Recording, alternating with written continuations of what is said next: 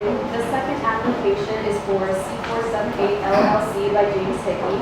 The project is located at 106 East 24th Street on Sea Island, and the applicant is proposing to raise the lot elevation, install native and non-native landscaping and associated irrigation, install a fire pit, and maintain an existing rock revetment or retaining wall. The agent for the project is Mr. CMPC, and I'll turn it over to him. The Hickeys are proposing to do some mostly landscaping in the yard. You can see the rest of the houses, the underbuilding renovations, construction outside of the short section of land.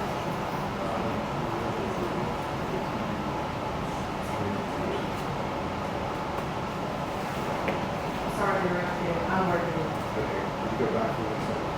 You can see that there's currently the expansive lawn area. There's a thin band planted behind the back area on the wall. Scattered palm trees. On the front side of the yard, there's a existing palmettos and pine trees. Looking at that as a proposed plan is to you can see that there's currently the expansive lawn area. There's a thin band planted behind the back area on the wall. Scattered palm trees. On the front side of the yard, there's a existing palmettos and pine trees. Looking at that as a proposed plan is to added approximately no more than 2 feet of fill to raise the elevation of the yard. Currently, it's a pretty steep slope from the rocks back towards the house, both inside and outside of jurisdiction. They're proposing to raise it. Current elevations in that area range from 6.1 to 7.8 feet. They're going to bring you up to no more than 8 feet. Along the top will be a retaining wall. And at the south end of the lot, a small vial retention area. We did receive a comment concerning stormwater. It is all pervious surfaces except for the proposed fire pit. But if there was to be any type of increased flow, it would be directed back and captured in this vial retention area that is going to be outside of jurisdiction. Planting native species over to the sides and replacing the lawn back in its original position.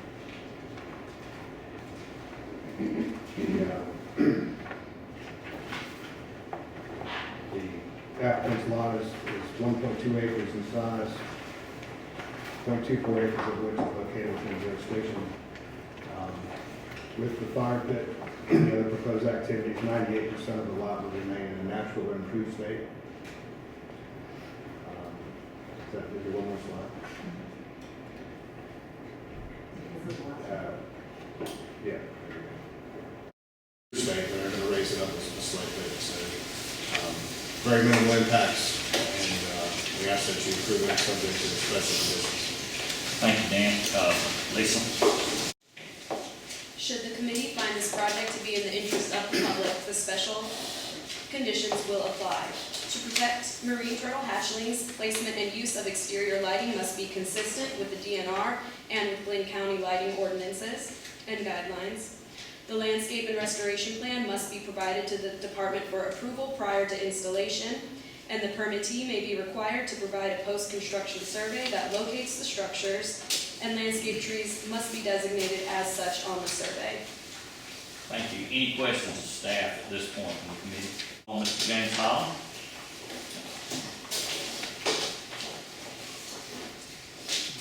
Good morning, Commissioner. Good morning, Mr. Bud, committee. I don't think y'all will be in here, but I don't want to be here either. But I want some clarification, if you don't mind, about this permit. The only part, I didn't get anything that showed any height of elevation raising. All I got was a plain permit with some diagrams in the back, and I couldn't hear very well for what Mr. Busey was saying. So if I'm incorrect, feel free to correct me, okay? I'm a big boy, I can handle it, okay? But I would like to know, this applicant, the applicant's lot is approximately 55,000 square feet or 1.28 acres, of which approximately 10,000 plus square feet are in the SPA jurisdiction. The applicant proposes to raise the elevation of the lot. Now, the applicant is claiming the SPA area, Shore Protection Act jurisdiction, is part of his lot. And it does, in the application, it does not say, I can't find where it says how many feet they want to raise anything, okay? Then right in the same paragraph, it says, wait a minute.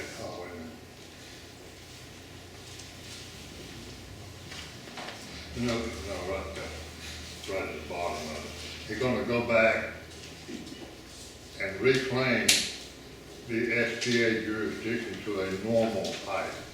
We can't have this both ways, okay? We can't have that.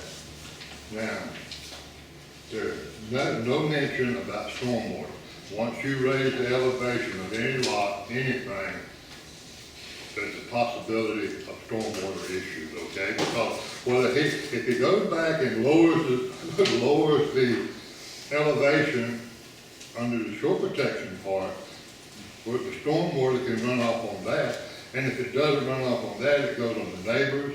There's no mention of the use of best management practices in the document that I have, and this is wrong. We're gonna have to start containing stormwater. It's a big issue now. And these applications are not saying anything about it, how we're gonna control it. And then, according to this, you're not even supposed to talk about it because it's not in here. That's wrong, okay? This is wrong. The committee is the authorizing body that must talk about this. Thank you. Thank you, I Mr. have to Hall. say that, and clarification, give me some clarification about this. You can't have it both ways, okay? We need to recover my,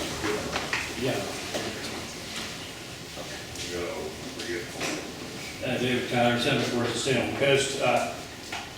I can only logically support what James Holland just said. It seems to me that any change in elevation should entail an analysis of the effects on stormwater runoff.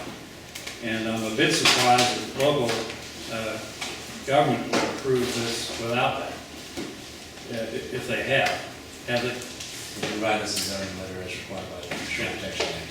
But obviously, any change in elevation is going to have great potential to change runoff direction, volumes, and effects on other properties. That should be taken into consideration. Thank you, Mr. Kyle. Ms. Smith? Yes, Mr. Chairman, thank you. I'm going to make my standard objection to having the shore messed with for the convenience of property owners. I spent yesterday afternoon at a forum discussing the impact of the 25-foot Marsh Buffer Act, which I suppose this is different because it's the shore. But at any rate, Mr. Gilbert got up and he said that he was concerned that the Marsh Buffer Act was going to interfere with landowners having nice lawns. And the only thing I want to say here is that if people want to have nice lawns, they ought not to buy property on the marsh or on the ocean, okay? Because that's not what we have there. And the proposal that they should put in non-native vegetation is just unacceptable. I don't see that there's any public benefit from that. Thank you. Thank you, Ms. Smith. That concludes our public comment, and we appreciate everyone coming. If you had some specific questions you may want to address. We go back to the site plan, please. to answer Mr. Holland's questions about stormwater, the first thing that's relevant is that the only hardscapes proposed is a small fire pit and a section of retaining wall. The rest of the rocks, of course, are impervious or already there. All of this area that we're impacting, raising up a lot, putting the sod back, actually increasing the amount of native plantings from what pre and post conditions are. But it's a pervious surface to begin with. Nevertheless, all the projects that I've been involved with where they have done raising of a lot, there is a bioretention area right here.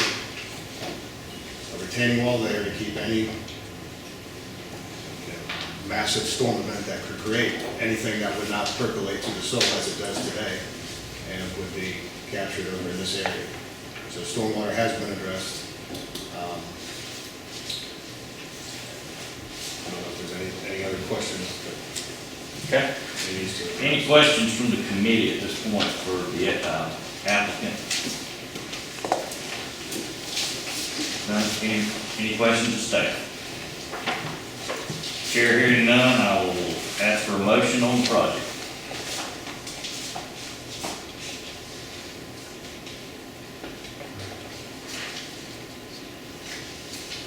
I move that the project is approved with special stipulations.